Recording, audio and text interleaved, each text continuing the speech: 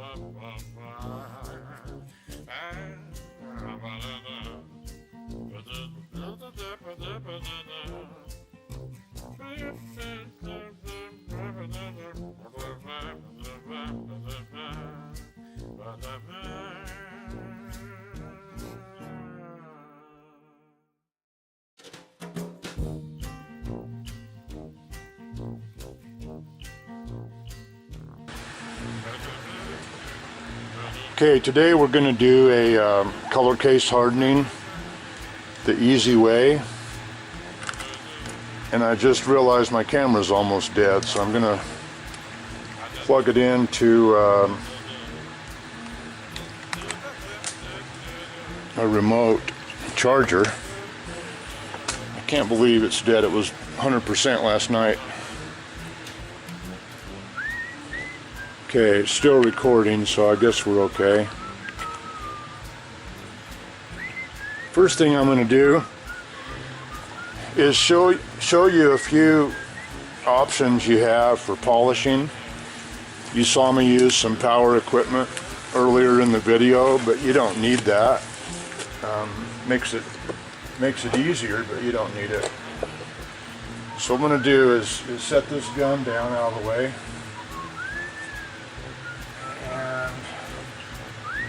We're going to be using a product called Stainless FX.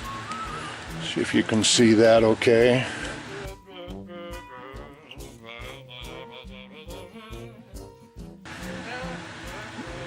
stainless FX. Comes in several different sizes. And to do a whole gun, I'm going to do the barrel and the magazine tube on this 1892.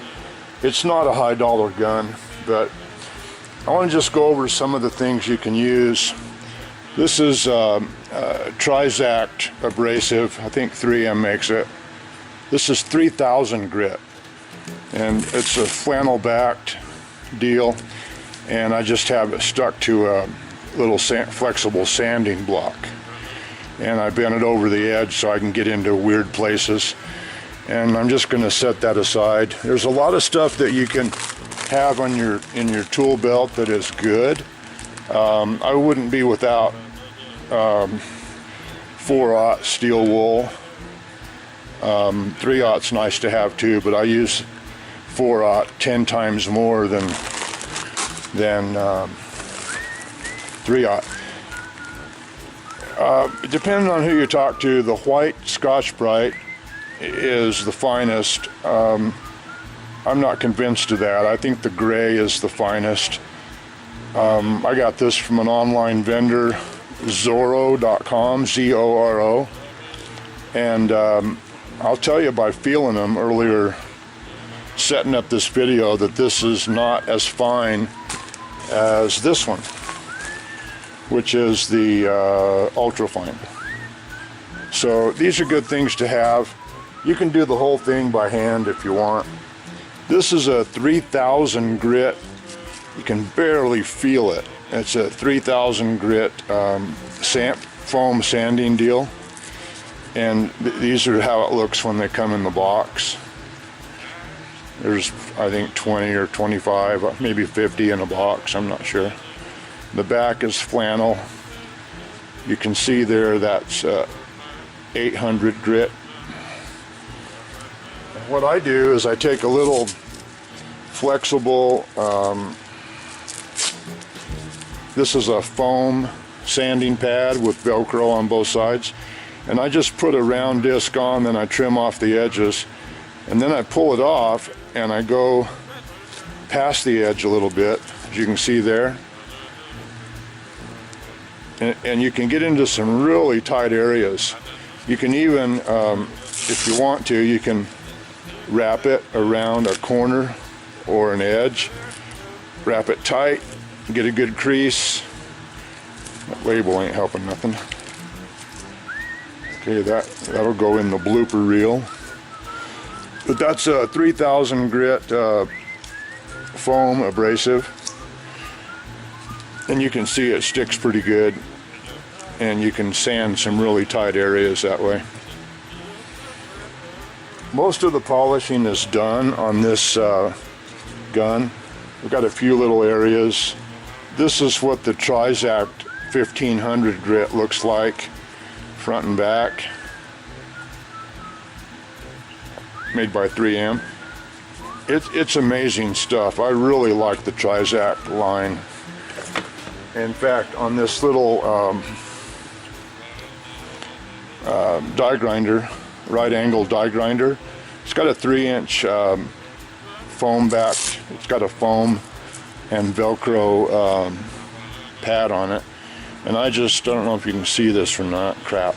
I lay this on the bench, and then I get real close to one edge, lay it down, make sure that it's not showing pad anywhere, and it's good to go. This is another 45 degree die grinder, and it's got a roll-lock wheel on it. This is made by 3M also, and this particular one I've written on there so it's easy to see, 120 grit, and they come in many different grits. This one here, the yellow, is 80 grit.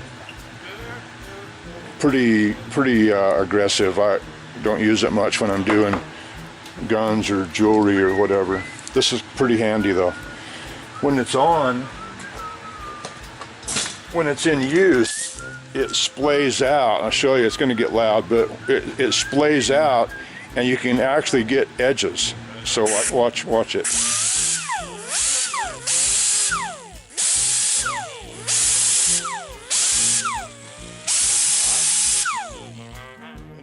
aggressive.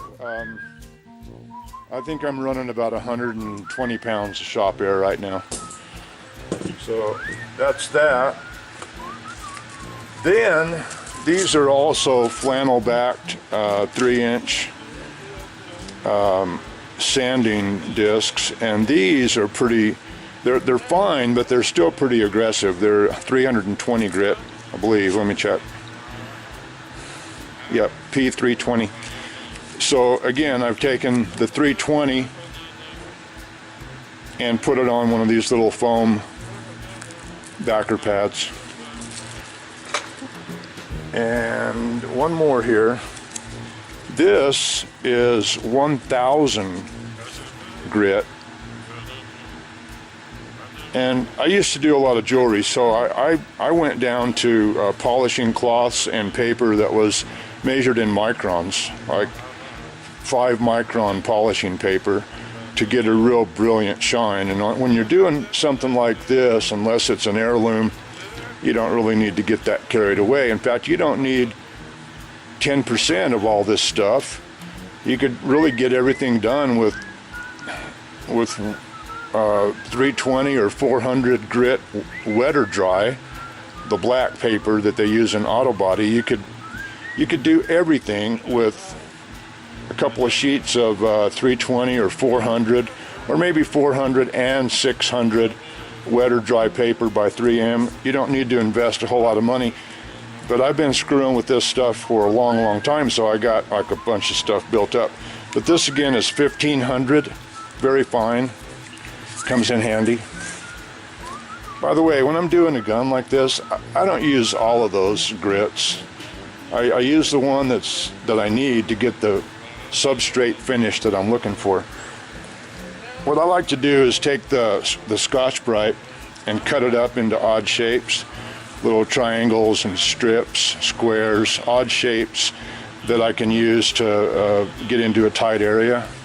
So I thought I'd show you that too. I didn't cut any of the gray up, but I cut a couple of strips of the white earlier today. Okay, and then I'm going to get this out of the way. I would normally use this gun vise, but it's gonna obliterate what I'm doing. So I put down this black, matte black finish here on the bench, so you can kind of get a contrast and see what's going on. Let me clean up a little bit.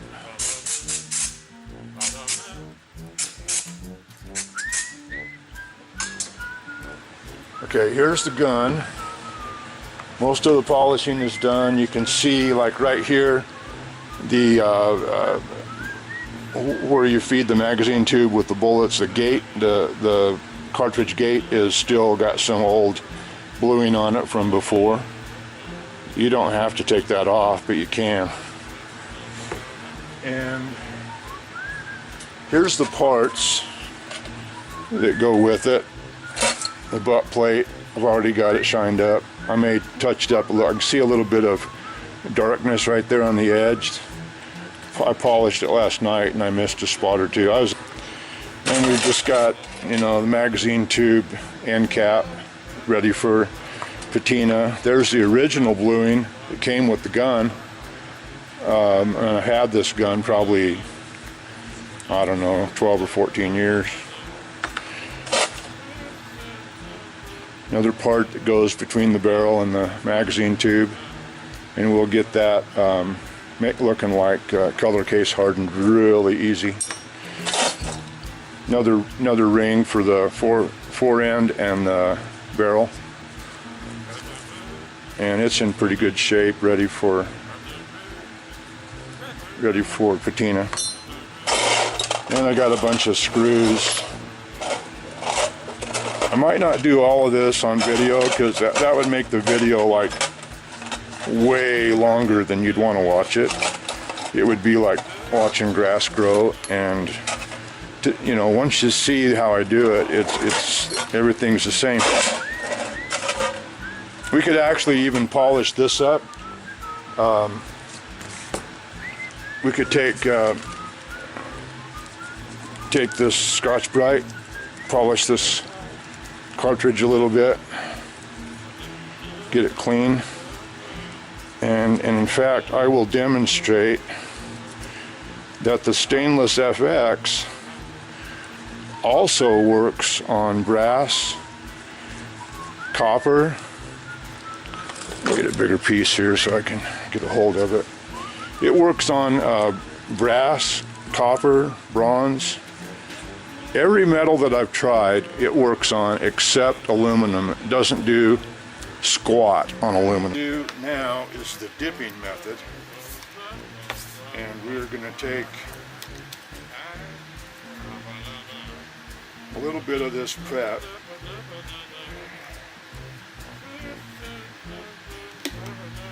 It's odorless, but the fumes from the prep can cause a little rusting in areas that you don't want, so you want to keep it covered.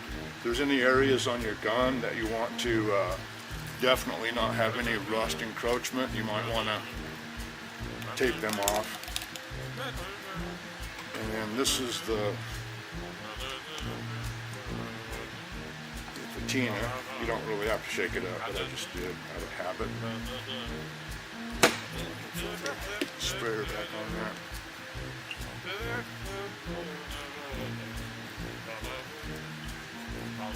I couldn't put my hands on a fresh sponge today, so I brought a sponge from the lab sink, and I'm going to tear it. I'm just going to tear a little random chunk off, like so, and about like that. And chunk. Doesn't have to be any certain size. And I'm going to tear off a few because I don't like to dip into the prep solution all with one sponge. Hold on, my cell phone's got an alarm going off.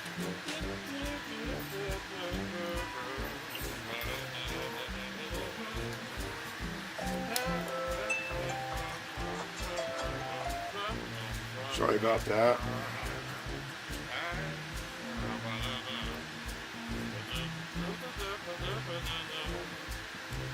Okay, I just turned it off. So anyway, what we're going to do is just get this sponge, just a little bit of it, damp. You don't want it soaking wet, just damp. Because you don't have to soak the parts in this stuff, you just have to get it kind of damp. So I need to get a cameraman because it would be so cool if I could zoom in when I needed to. And then take, not the same sponge, don't use that same sponge in this so you'll ruin it. Take a little bit of this, and because the shape of the sponge is rough, it's going to leave kind of a rough pattern. So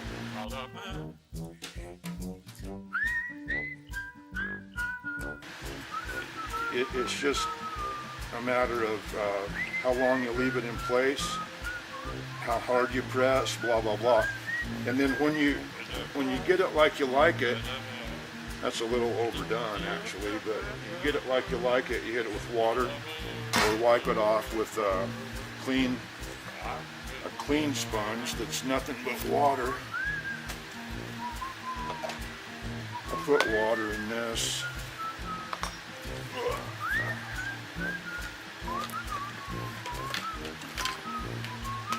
This is distilled water. It doesn't have to be, but I'd recommend it because other water is pretty nasty as far as minerals and stuff, and you might get little white specks from the chlorides and solids that are in city water or well water. I'm going to pump this up again in case I need it for rinsing.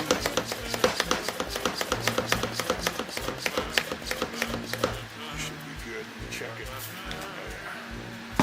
Okay, so we've got our patina sponge. We've got, that's dry, so that's a water sponge. We've got that. Now we're going to continue and see, by the way, let me get this wet. this won't rub off. It's not a paint. It's not, there's no pigments. It's just as bulletproof as a heat type color case hardening, where they use bone charcoal and bone meal and whatever else they throw in there. You can't rub it off. It'll wear, I mean, it's not like so deep into the steel that it'll last forever, but it will if you take care of it. So now we're gonna dry this part off. Well, I was gonna polish that a little bit. Let me take this.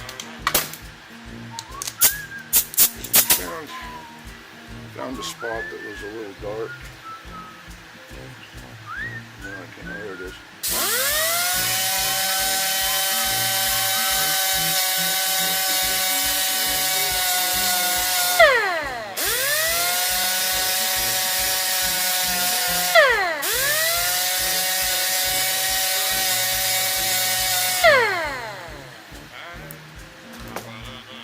See the difference in the polish lines? This side's got some obvious striations from the abrasive disc I just did. That's going to take the patina a little bit different. I want to demonstrate that. So again, you don't want it dripping wet, just moist. Dab it on, and then dip your sponge, get it moist, dab it. Kind of got to be careful, because if you go too long, it'll turn almost solid color. But that's looking pretty good. So I'm going to hit that below my legs where you can't see it with a spray of water. Just a little mist of water neutralizes that, and that's all you got to do. Or you could take your wet sponge and do the same thing. But as you notice here, it's a little different look here where I just polished than it is anywhere else. And the edges I didn't get very good. It's okay though, because what you can do is go back with your surface prep and just dab, and then dab those edges. And you'll see they come right to life. I'm going to hold this where you can't see it, and I'm just going to spray a little water on it. Okay, surface prep on the edge. Probably dripping it all over the stuff below it too. And a little bit of a stainless. And bring the colors right into that edge. And hit it with a little water. This is really the way to go. I like this a lot better than the sponge. But depending on what you want to do, it's no big deal. Keep in mind that when if this starts to get really black looking and ugly, tear off. I want to demonstrate that. So again, you don't want it dripping wet, just moist. Dab it on, and then dip your sponge, get it moist, dab it. You kind of got to be careful, because if you go too long, it'll turn almost solid color. But that's looking pretty good. So I'm going to hit that below my legs where you can't see it with a spray of water. Just a little mist of water neutralizes that, and that's all you got to do. Or you could take your wet sponge and do the same thing. But as you notice here, it's a little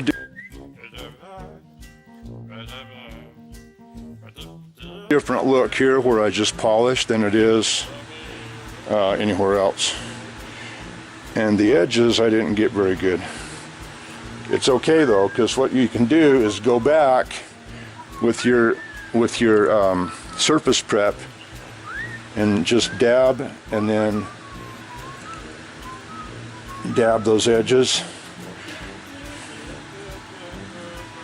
and you'll see they come right to life. I'm going to hold this where you can't see it, and I'm just going to spray a little water on it. Okay, surface prep on the edge. Probably dripping it all over the stuff below it too. And a little bit of the stainless, and bring the colors right into that edge. and hit it with a little water. This is really the way to go. I like this a lot better than a sponge, but depending on what you want to do, it's no big deal. Keep in mind that when this, if this starts to get really black looking and ugly, tear off a new piece and start with a new piece. Okay, so there's what we've got on that butt plate. And the edges are done.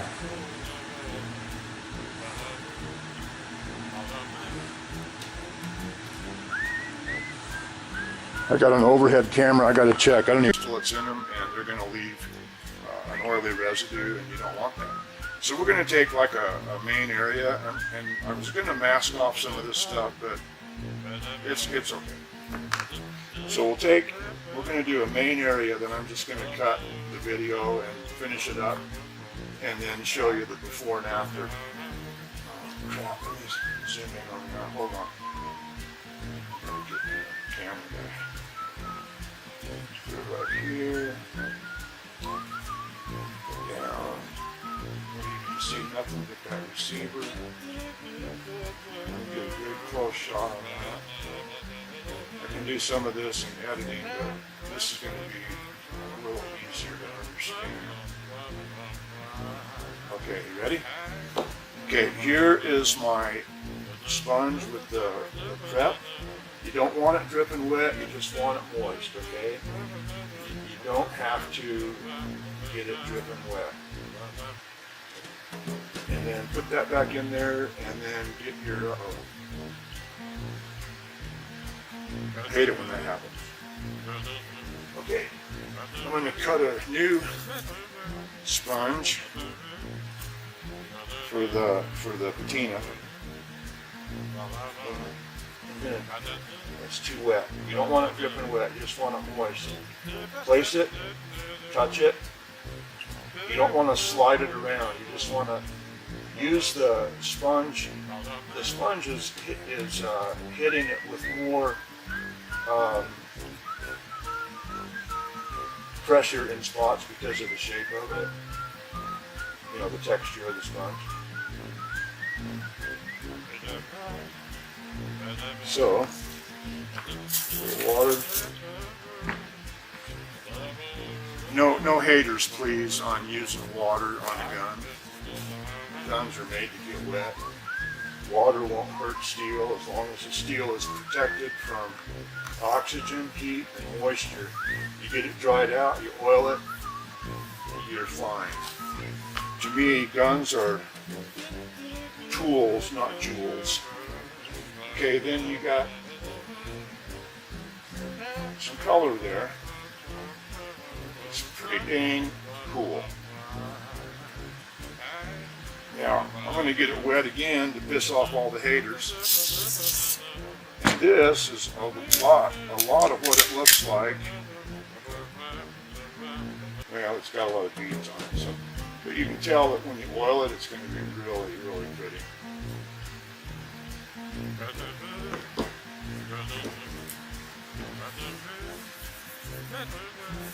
Okay, that's all I'm going to do for now. I'm going to finish it up using the same process the whole way through. And then when I get done, I'm going to video putting on a semi-gloss 2-part clip. Because I did spray it.